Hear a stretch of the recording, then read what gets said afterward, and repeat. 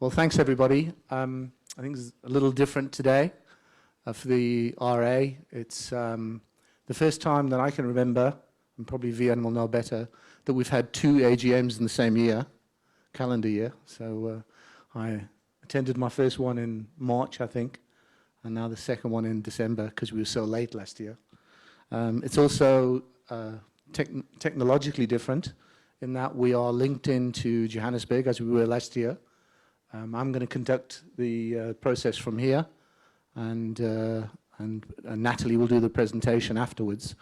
But we're also on Zoom, and Natalie, I think, or the people in Joburg, are actually controlling the Zoom. So if we need to direct questions or get get questions from there, she's going to have to show us the way.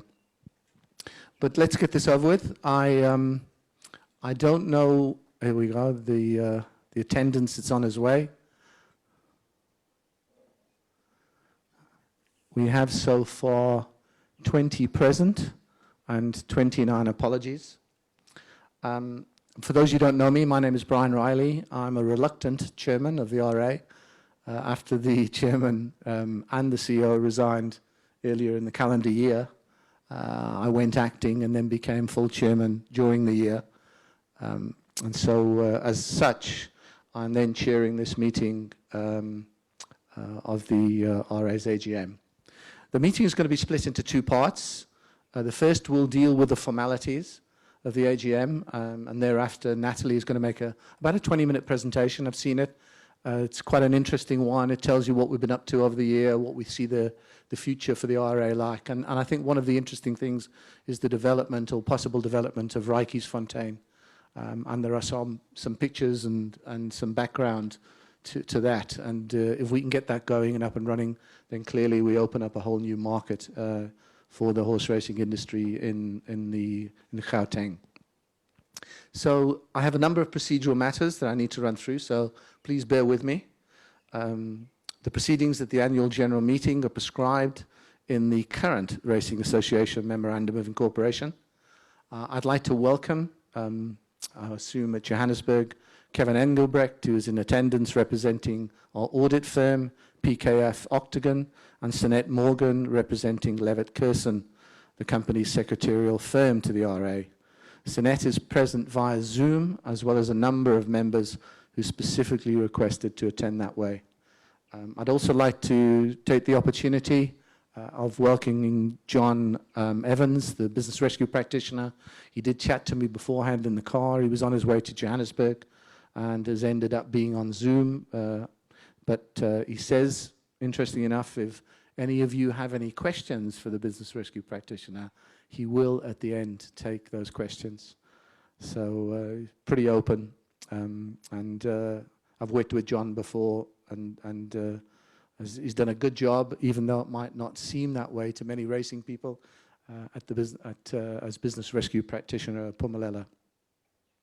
So if I can get to the quorum for an annual general meeting, there are 23 proxy forms received from members who wish to be represented by proxy.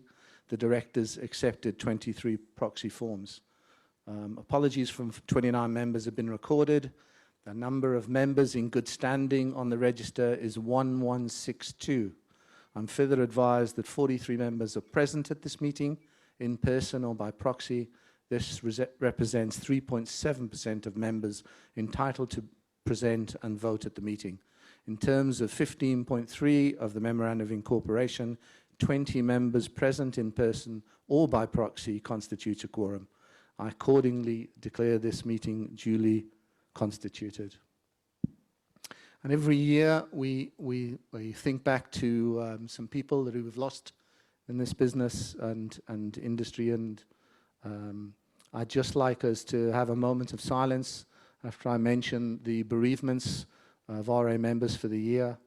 That's RT Binney, RM Stubbs, P.E. White, G. Sachs, and close racing associates who passed away include Kevin Harhoff, Rick Weinstein, and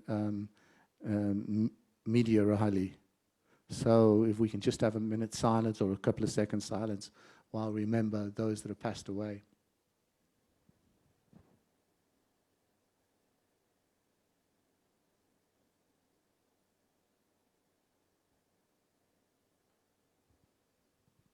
Thank you very much. This meeting is convened inter alia to consider and, if deemed fit, to pass with or without modification ordinary resolutions 1 to 3 and special resolution 1, as well as to take any questions on the chairman's report. I'll start with ordinary resolution 1.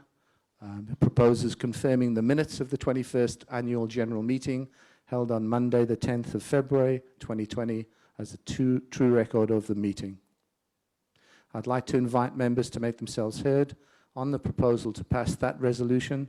You are requested to state your name before asking any questions or making any comment.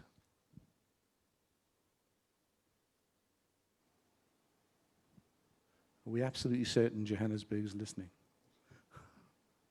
Okay, could I ask for a proposer and a seconder? We have people in Cape Town, so I think we'll take it locally. Thank you. And seconder, thanks very much. The report of the chairman for the year under review has been distributed with the annual report. The report has been available for some time. I call for comments, questions, suggestions relating to that report. Anybody have any comments or questions?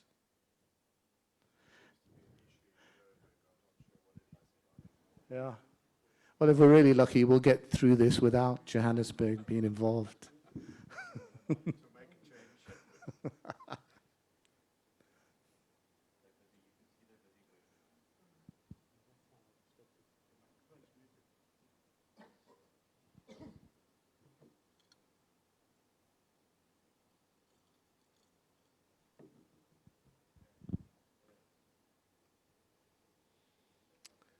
I think we'll just hold on a minute or two.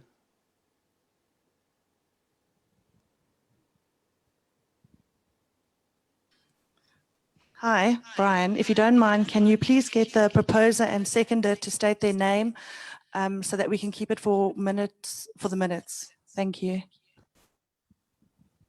If you don't mind. Paul Barrack and Bradley Ralph. Thank you. Natalie, now that we can communicate, were there any questions on the chairman's report? No. Okay.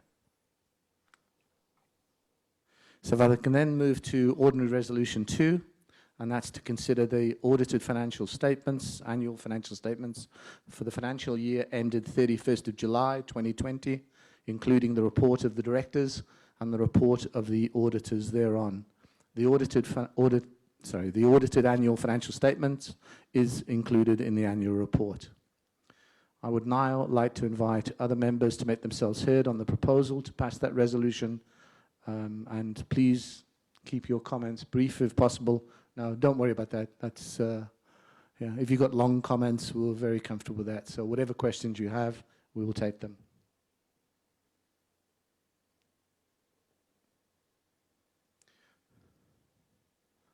Okay, there are no questions. So can I now have a proposer? Ken Truter and John Kinsley. Thank you very much. That resolution, as is the first one, are both passed.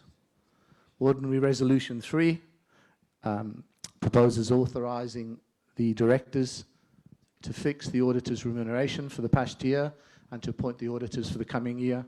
I would now like to invite other members to make themselves heard on that proposal.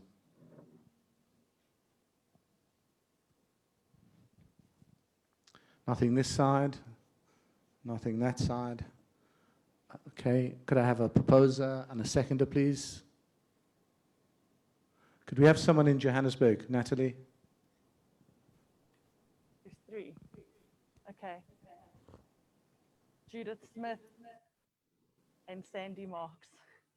Okay. Good. So that ordinary resolution is passed. And then we move on to the special resolution. It's something that's been on the agenda since I got to the RA, and that's the board takes the opportunity to present a revised memorandum of incorporation for the Racing Association for approval. We did in fact ask for questions on this MOI in advance. We didn't receive anything within the time period, but if anyone would like to ask any questions, you can do so now.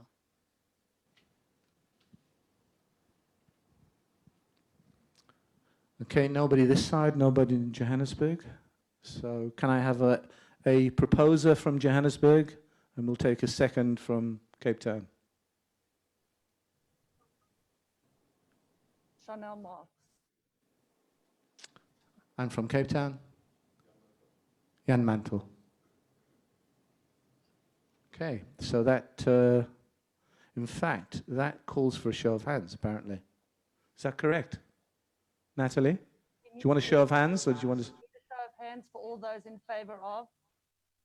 Let's go. All in favor? Okay, everybody here? There are people counting. Everybody? I'll give you the data as soon as it's done. Yes. We've got to take PE and the Western Cape into account, so just wait a few minutes.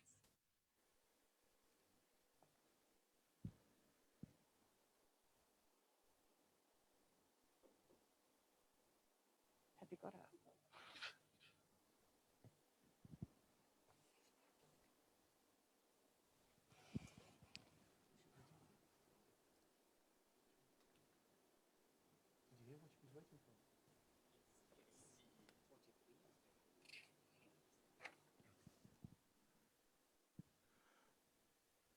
Apparently it's 43 and 100% support, so we can take that resolution as passed.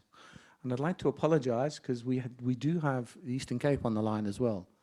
I'm not sure who's there, but certainly Grant Paddock will be at least. So welcome, Grant, and to the Eastern Cape, and please accept my apologies for not welcoming you earlier. Right, now on to the directors. Nominations were held for national and regional areas. In terms of clause 2.1 of the Memorandum of Incorporation of the Racing Association, Mapulu Sambo and Garth Towell, who have been co-opted on the board during the year, stood down as national directors. In terms of the MOI, both Sambo and Mr. Towell were eligible and agreed to stand for re-election. A nomination was received for Mr. Peter Riskovits, and with the vacancy created by the resignation of Mr. Savage, Mr. Riskovich was co-opted onto the board. Mrs. Sambo and Mr. Towell were considered duly re-elected. The following directors have resigned from the National Board at the conclusion of this meeting. It's perhaps best that I just touch on those. One of them is sat next to me here. They are Charles Savage, resigned on the 16th of September, Mike de Kock, Vian Smith, and Grant Paddock. And I'd just like to pay tribute to these directors. I joined in February and was co-opted for a while before being accepted on the board. And soon thereafter, the CEO and the chairman resigned. That's a pretty difficult situation. We decided not to replace the CEO at the time because we felt that we couldn't afford to. So all of the directors then relinquished all of their fees initially, and then all decided to share the responsibilities of the CEO. So whatever was happening in the company, each of the directors took various leads at a very, very difficult time when the industry was in absolute upheaval. So we have some super people that are actually leaving us here. The good news is that Charles Savage is obviously moving into the mod area, and hopefully the new brand when it comes in. He'll be a director, I would imagine, on the board of that company, and so therefore he'll have a lot to do with South African horse racing. Mike de Kock, we all know very well. He's not, he's leaving us after this, but he is going to help the mod team, although not a director. He's going to help the mod team to reinvigorate and relook at horse racing, scheduling, and on the operations of horse racing. So he will be assisting that company with that. Vian Smith, sad to lose Vian. I mean, he ummed and ahed before he left. We tried to keep him on, but he felt he had a company to run as well as Kenilworth Racing, as well as being an RA director. So he decided to to let go of his directorship of the RA, and we're sorry to see him go. And Grant Paddock has been around a number of years and steps down this year as a director. So with effect from this annual general meeting, your national board comprises myself, Peter Riskovitz, Mapula Sambo, Garth Towell, Natalie Turner, who's the CEO. Representatives from the Western Cape and the Eastern Cape will be appointed in the new year as allowed via the new MOI.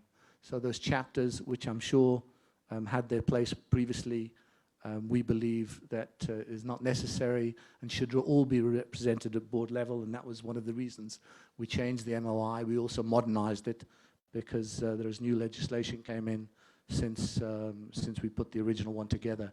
So there are a number of board members that will be added in the short term.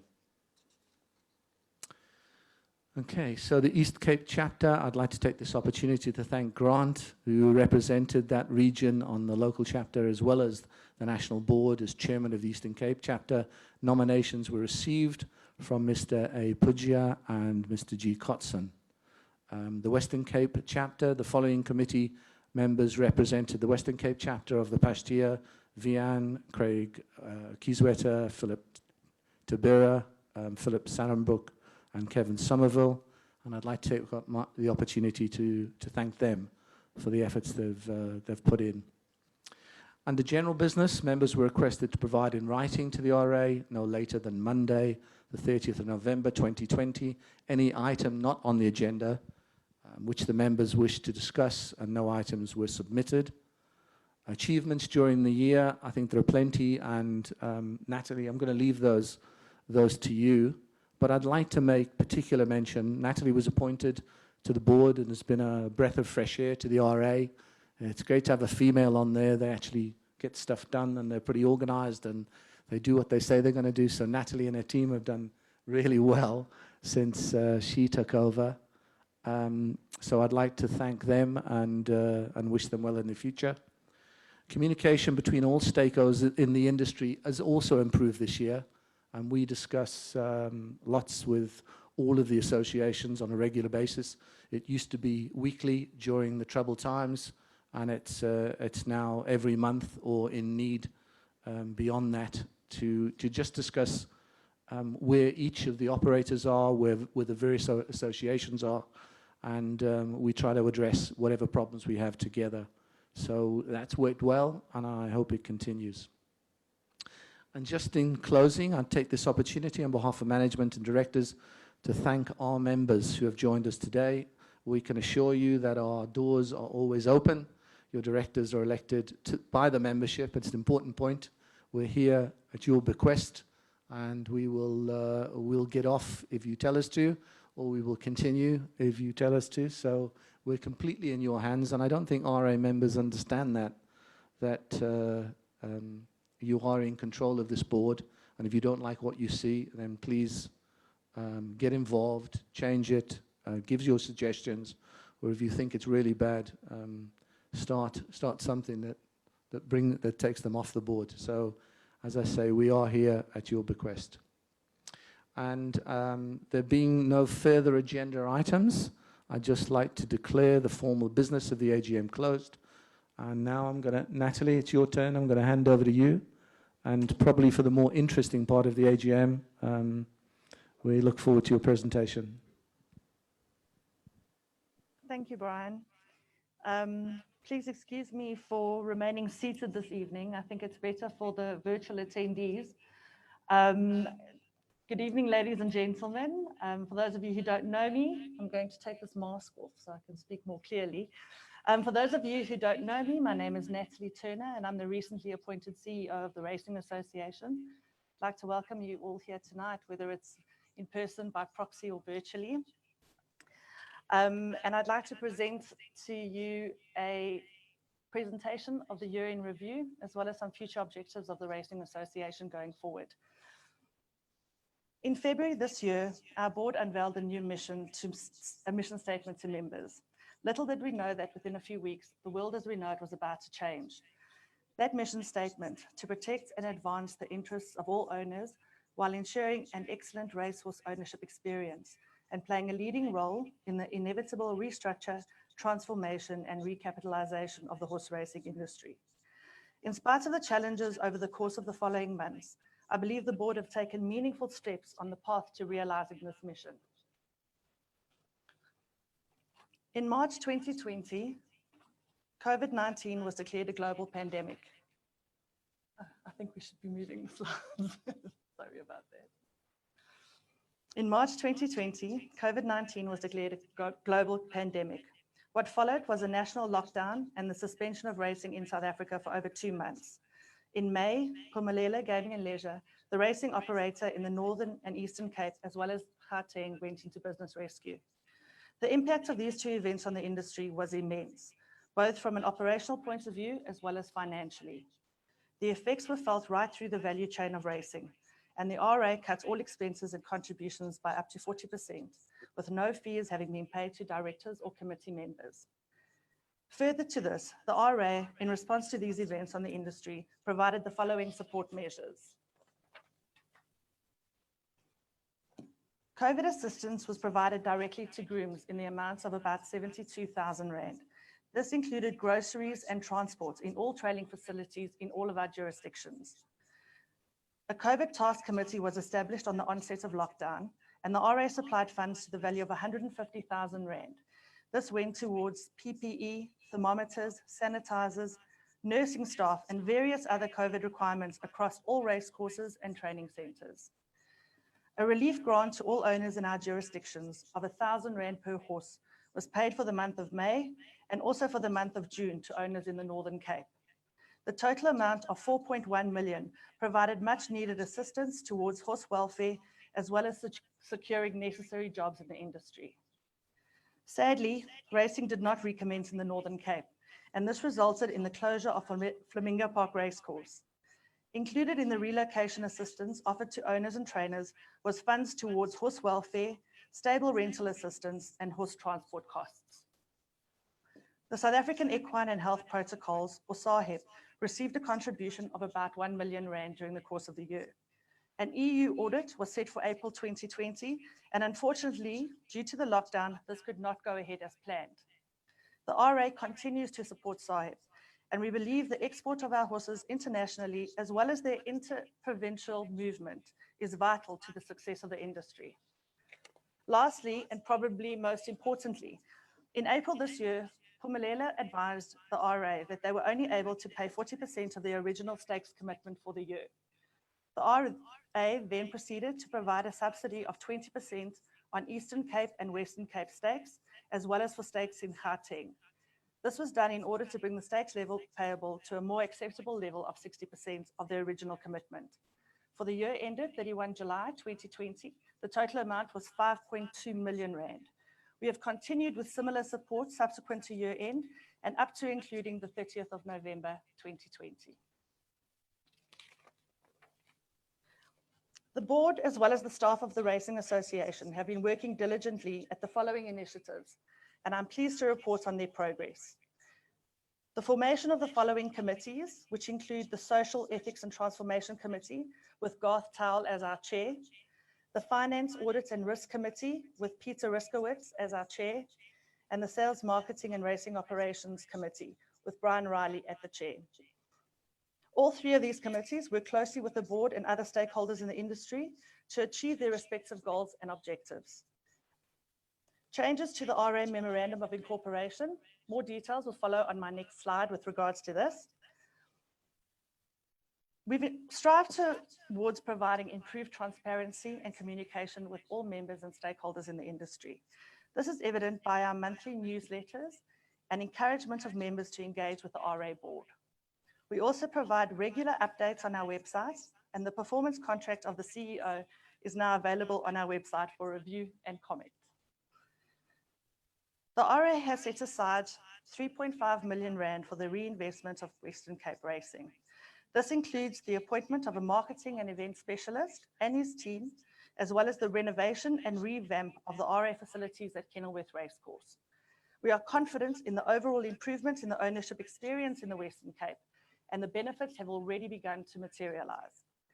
The last of our exciting new initiatives is the redevelopment of Randkiesfontein Training Centre, and more of that to follow. Firstly, with regards to changes to our MOI. Our aim was to change the MOI to be more progressive and in line with the future strategy of the Racing Association. We want to modernize the document in line with current legislation and include the more relevant changes. We have broadened the transformation objectives to ensure a more holistic transformation of the membership base by including not just a more racially representative membership, but one that is more diverse from both a gender and an ethnic perspective. The provision for a new class of non-voting members allows the board to explore new membership initiatives and grow and develop interest in ownership. The dissolution of regional chapters and the election of a maximum number of regional members onto the national board allows for the various regional members to have a more appropriate representation and involvement in the overall strategy of the Racing Association board. Now onto some exciting news with regards to the Randkiesfontein redevelopment project. We've also got some nice pictures, so I'm sure that you'll all enjoy this part. The Racing Association has a particular vision for Randkiesfontein. The RA vision is to change, restructure, and reinvent, to develop the sport by creating a spectacle and an entertainment as a source, to diversify and transform the reach, and to enable the tote to grow, as well as the number of owners, and therefore grow the return. Randkiesfontein, the property, is strategically located, it is zoned and secure. The RA board has invested in a preliminary design and budget assessment for the redevelopment of Randkiesfontein into a fully functional race course, a country race course. Here we have some of the design ideas in order for you to get a look and feel for the concepts. A professional team has been put together, which include an architect, a QS, CNS engineers, electrical specialists, track design experts, and digital project specialists. The team is headed by our project development manager, Judith Smith. The design and development key requirements include the following: to get people closer to the horses, to synthesize the drama of the sport of horse racing with a suburbanite's desire for outdoor living, to leave a light footprint, containerized and prefab solutions integrated into a landscape and pedestrianized multifunctional precinct, for a digital product to be integrated into the design. The design allows for food and beverage outlets, tote facilities, both formal and informal entertainment and leisure facilities.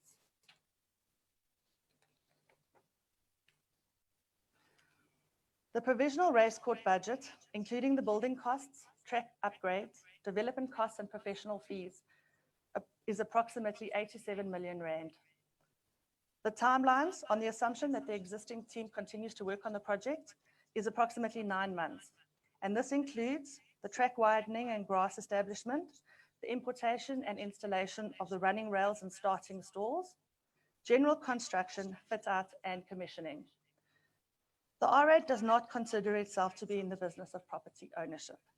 And we have produced this preliminary design, concept, and budget with the intention of finding an investor to bring the vision to life or buy the property as a whole with the intention of going ahead with the racecourse development as envisaged by this design.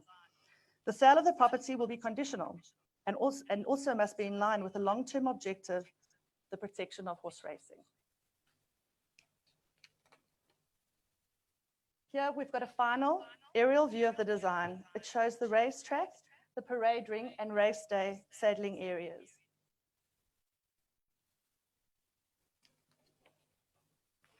In closing, I'd like to talk to the future of the RA, as well as the future of the racing industry. The Racing Association's future objectives: to grow a more diverse ownership base. This is vital to the sustainability of our industry. To improve the overall owner experience in all of our centres. And here I invite members to engage with us so that we can make their experiences a lot better than they have been in the past. To negotiate a new stakes agreement with the operator, to play a vital role in the overall transformation of the industry and to play a leading role in unifying the industry stakeholders. Our outlook on the future of the industry is quite simple. We are positive. We are very bullish in the medium to long term. However, we do envisage some shrinkage in the short term. We are aligned with the new operator and believe in this new era of racing, where a unified and positive approach will navigate us through successfully. And we are confident that a new, more appropriate and adequate stakes agreement will be agreed as soon as all legal requirements for the new operator are met. Lastly, and most importantly, I'd like to thank all owners for your unwavering support and commitment, for your spirit and resilience during very difficult circumstances. I believe we have turned a corner and the new year will bring welcomed and positive change for all stakeholders in racing.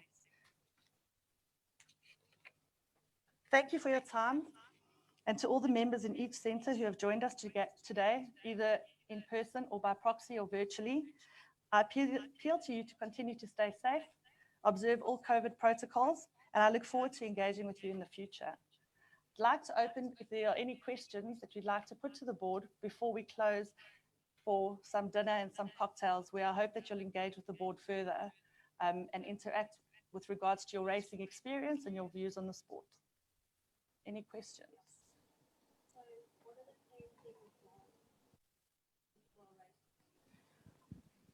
Natalie, we can't hear the question from here. Chanel Marks. What is the plan with the Vaal Racecourse if Rheinkies is going to be the new country racecourse?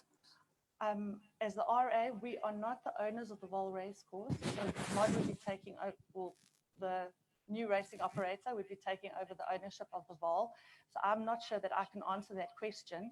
I'm not sure if there is anyone on the team, whether virtually, okay.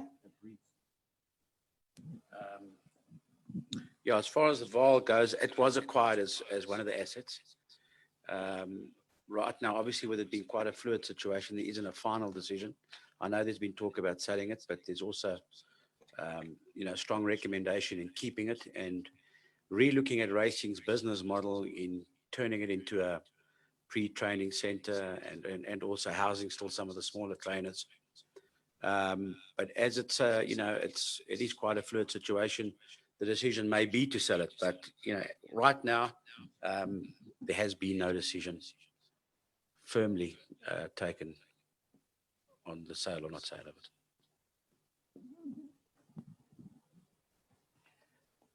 I'm not sure if there are any other questions from the Eastern Cape or the Western Cape or online. Question here. Okay, nothing's come through on the Q&A. Is it coming through? Yeah. Good evening, everybody. It's Mike, everybody. I'm just reading this, but what worries me, looking in the future, is it seems I've gone back in 2 years when we had somebody stood here at Kenilworth saying how this jewel in the crown at Durbanville was going to make a fortune and we were going to do this and we're going to do that. I just wonder how much of this 87 is going to on professional fees. Could anybody answer that? We actually can, Natalie. We've got the breakdown. I'm not sure whether you've got it there. Would you be able to talk to that? 9 million will be going to professional fees. The maximum of 9 million will go towards professional fees.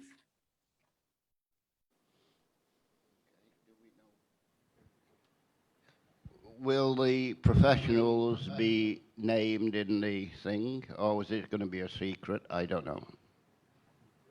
No. Talk to that. No, we're talking about Ryan Kisplin. No, he alluded back to a comment 2 years ago about Durbanville. Can we maybe ask Judith to... Maybe I can take that. As you rightly said, architects have been appointed, construction and civil engineers have been appointed, QS has been appointed. Those names are well aware, are are quite transparent, and the board is well aware of who they are. If you want names, we can supply them to you with pleasure. They're reputable, they've got the right credentials, and the product development manager has secured their services. And depending on where we head out, we're at stage 2, there's 6 stages to this. Stage 3 and stage 4 will prepare the final reports. Those will be put out to tender. And I'm sure that the contractors that have been appointed will be part of that tender process, but it'll be an open and transparent selection procedure that'll take place. So it's not going to be opaque. It's going to be as transparent as members want that to be. And we believe, certainly as a board, that that is the right thing to be doing. I can't speak for what has gone on before. I'm new to the board. I am the board director that's providing oversight to this project. And so if you want any finer details, more than happy to pass them on to you. Perhaps if I can just add in there. So this project is at a stage where we now need to find an investor. So no more money is going to be spent. The RA has got about 30 odd million rands worth of reserves left. There's no way that we can spend that here. It's an 87 million rand project minimum, probably more. So we have taken it to the stage of design, of costing. It's now visual. We've got it. We decided to spend some money, just over 1 million rand, to get it to this stage, and now we will take it to possible investors. And once those investors, if an investor buys into the project, then they would have a say over what happens as well. You know, there could be changes to the design, there could be changes to architects, etc. But we don't see it being more than 10% in professional fees, and we cannot go further than this without getting an investor involved. So one of 2 things has to happen. Someone has to buy it. That would be my preference, and I think generally the preference of the board, because we don't believe the RA should be owners of racecourses. Or secondly, somebody could pay for the development to get it to racecourse level, and it could then be part of an ongoing lease. So we're not, it depends on the appetite of investors. So we've now got it to a stage that we can sell it, and now the hard work begins to, we've made a presentation to one investor already, and we'll be looking for others.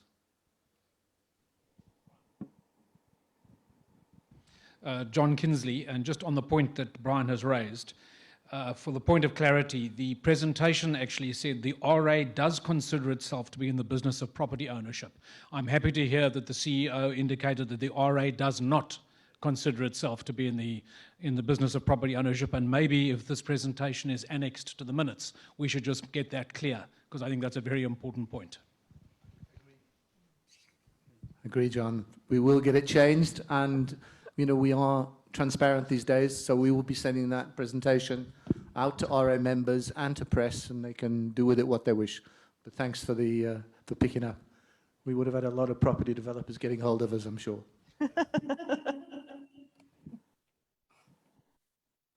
Other questions? There's a question in Cape Town.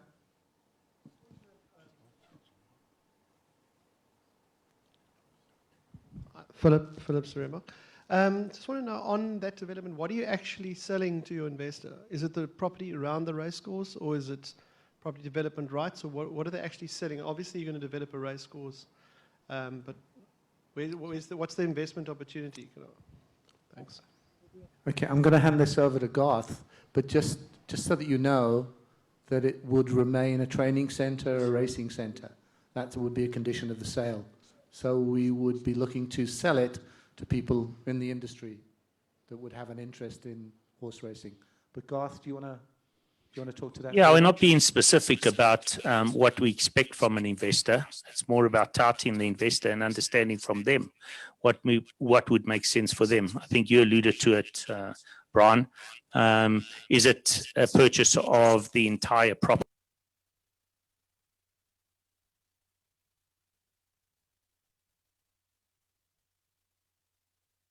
Is an operator in the future paying rental on those premises. So there are a number of different options that we can look at. I think the primary reason for taking it out to suitors is the fact that we do not see ourselves as property owners, and we certainly don't have the funds to be able to fund this. What we're selling to them is, as Natalie had referenced in her presentation, a really different experience to what we currently have here at Turffontein and at the Vaal. Whilst we term it a country racecourse, it's going to be styled in a way in which multi-purpose usage is one of the key elements. So we want that particular facility that's being developed to be used 24/7, 365. And the way in which it's being designed, it will allow that to be done, whether it's for function hire, whether it's for market stalls, everything that we deem to be part of creating entertainment will be included in this design. Yes, racing is at its core, but I think everything else in and around it needs to be drawing people in.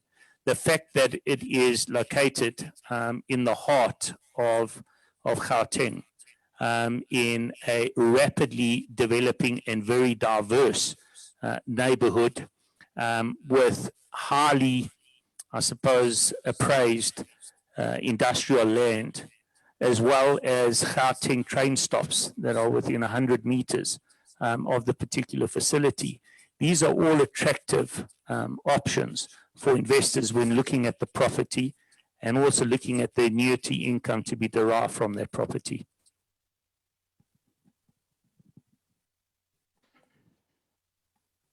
Philip, are you comfortable with that answer? Good. Any other questions?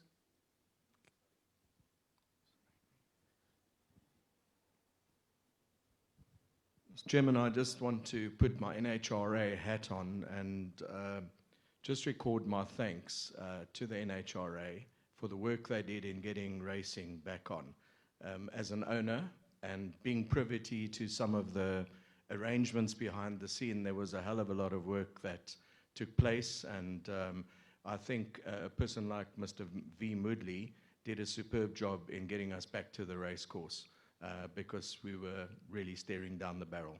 So I would just like to place that on record as an owner. Thank you. Thanks, Ken. Duly noted. It'll be recorded. Thanks. Any other questions or comments? Anything from your side, Natalie? No. Nothing from By the way, well done on the presentation. It's very, very clear, concise. Well done. So I think we're done with both parts of the AGM, and I just hope 2021 is a little smoother than 2020. Just perhaps for the record, and I know Charles is on the line, Charles Savage, as is John Evans. That process, they're hoping that they can get the Competition Commission approval by the end of March, Gambling Board Committee, etc. It could be longer. You don't know. It depends. The presentation or the that's gone to the competition. I believe it's recently gone, and they tend to sit every 3 months. I think they sit next in March to make whatever decisions they make. So they've still got some hurdles to cross. Competition Commission 1, 9 gambling boards the other one, and that requires understanding of transformation. So I still think there's a bit of a way to go, and we're going to be in the hands of the business rescue practitioner for a period of time.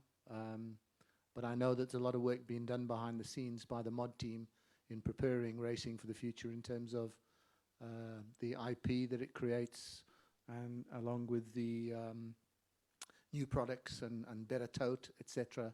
So there is work being done in advance, and mod can say very, very little. I have spoken to the mod team, and they can say very little and do very little until the Competition Commission actually approves the change of assets, because they are deemed to be persuading or making public comment ahead of a decision by the Competition Commission if they say too much in public. So you won't hear too much from them until those assets are approved, the change of the change of hands of those assets. It's hopefully, as I say, in the end of the first quarter next year. So I think we're still in limbo for a while, and we've just got to understand that. So thank you very much, everybody, to people in Johannesburg, Eastern Cape, and to the Western Cape for coming through. We appreciate it. And there are some drinks and snacks available to all of you. So spend some time with us and a glass of wine and a quick chat. Thank you.